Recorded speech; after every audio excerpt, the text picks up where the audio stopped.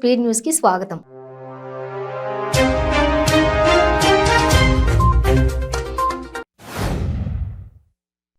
ముఖ్యమంత్రి కేసీఆర్ ఆశీర్వాదంతో బాల్కొండ నియోజకవర్గ పల్లెల సమగ్రాభివృద్ధి సాధ్యమైందని రాష్ట్ర రోడ్లు, భవనాలు, శాసనసభ వ్యవహారాల శాఖ మంత్రి వేముల ప్రశాంత్ రెడ్డి అన్నారు.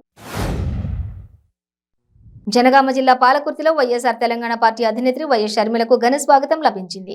ఆమె స్థానికులను ఉద్దేశించి ప్రసంగించారు. షర్మిల మాట్లాడుతూ డిగ్రీ కాలేజీ తెచ్చుకోలేనుడు మంత్రి ఎలా అవుతాడని ప్రశ్నించారు. గాంధీ భవన్ లో హాత్ సే హాత్ జోడో అభియాన్ కార్యక్రమం పైన ఎస్టీ విభాగంతో సమీక్ష నిర్వహించారు. ఈ కార్యక్రమంలో ఏఐసిసి రాష్ట్ర వ్యవహారాల in charge Manikrao Thackeray, TPCC working president Mahesh Kumar Goud తదితరులు పాల్గొన్నారు. రాహుల్ గాంధీ చేపట్టిన భారత్ జోడో యాత్ర విజయవంతమైన సందర్భంగా దానికి కొనసాగింపుగా కామారెడ్డిలో హాత్ సే హాత్ జోడో యాత్ర మాజీ మంత్రి షబీర్ అలీ, మహిళా కాంగ్రెస్ అధ్యక్షురాలు సునీతారావు ఆధ్వర్యంలో నిర్వహించారు. సంగారెడ్డి ఎమ్మెల్యే జగ్గారెడ్డి సేవాలాల్ మహారాజ్ జయంతి ఉత్సవాల్లో పాల్గొన్నారు.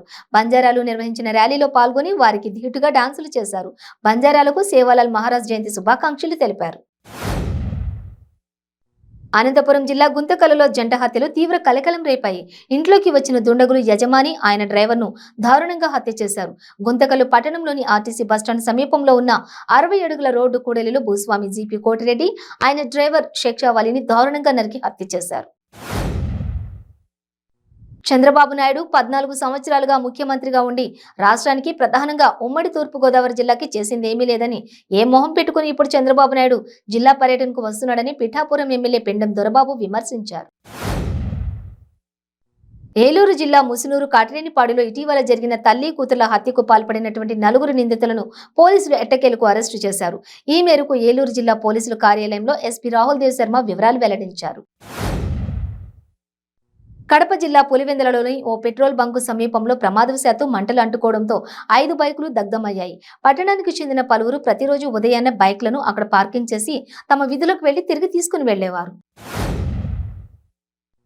సిద్దిపేట పట్టణ ప్రాంతంలోని పేద ప్రజలకు ఉచిత నాణ్యమైన ప్రభుత్వ వైద్యం అందించేందుకు రాష్ట్ర ముఖ్యమంత్రి కల్వకుంట్ల చంద్రశేఖరరావు సూచనతో ఏర్పాటు చేసినవి బస్తీ దవాఖానాలని మంత్రి హరీష్ రావు అన్నారు.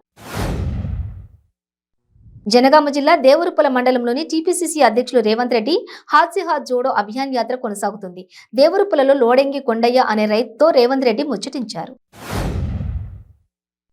రానున్న అసెంబ్లీ ఎన్నికల్లో వరంగల్ ఉమ్మడి జిల్లాలో 12 శాసనసభ స్థానాలు టీఆర్ఎస్ పార్టీ గెలుస్తుందని మంత్రి దయాకర్ రావు అన్నారు. రాష్ట్ర ఐటీ మరియు పురపాలక శాఖ మంత్రి కేటీఆర్ ముఖ్యమంత్రి అవుతారని సంచలన వ్యాఖ్యలు చేశారు. ఓబీసీ సంఘం జాతీయ అధ్యక్షులు ఎంపీ లక్ష్మణ్ అనంతపురం జిల్లాలో సేవాలాల్ జయంతి ఉత్సవాలలో పాల్గొన్నారు. అనంతరం మీడియాతో మాట్లాడుతూ సీఎం జగన్ రెడ్డికి సంక్షేమానికి, ఉచితాలకు తేడా తెలియకుండా పోవడంతో ఆంధ్రప్రదేశ్ సంపదను విచ్చలవిడిగా ఖర్చు చేస్తున్నారని ఆరోపించారు. ఆదిలాబాద్ జిల్లా కేంద్రానికి సమీపంలో రోడ్డు ప్రమాదం చోటు చేసుకుంది. 2 ద్విచక్ర వాహనాలను లారీ ఢీకొట్టింది. దీంతో 2 వ్యక్తులు అక్కడికక్కడే మృతి చెందారు. ఘటనా స్థలానికి చేరుకున్న పోలీసులు దర్యాప్తు చేపట్టారు.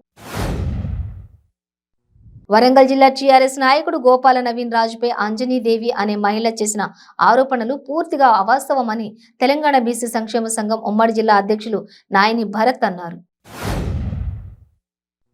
జనసేన పార్టీలో క్రియాశీలక సభ్యత్వం తీసుకున్న వారికి 5 లక్షల రూపాయల ప్రమాద బీమా కల్పిస్తున్నట్లు జనసేన పార్టీ రాష్ట్ర నాయకులు మైఫోర్స్ మహేష్ తెలియజేశారు. మదనపల్లె జనసేన పార్టీ కార్యాలయంలో ఆయన విలేకరుల సమావేశాన్ని నిర్వహించారు. ప్రపంచంలోనే ఎక్కడా లేని విధంగా ఒకే ప్రాజెక్టుకు 4 సార్లు శంకుస్థాపన చేసిన ఘనత ముఖ్యమంత్రి వైఎస్ జగన్మోహన్ రెడ్డికే దక్కిందని సిపిఐ రాష్ట్ర కార్యదర్శి కె రామకృష్ణ అన్నారు. చెడు వ్యసనాలకు బానిసలై మోటార్ సైకిళ్ల దొంగతనాలకు పాల్పడుతున్న 4 యువకులను అరెస్ట్ చేసినట్లు రావులపాలెం సీఏ రజనీ కుమార్ తెలిపారు.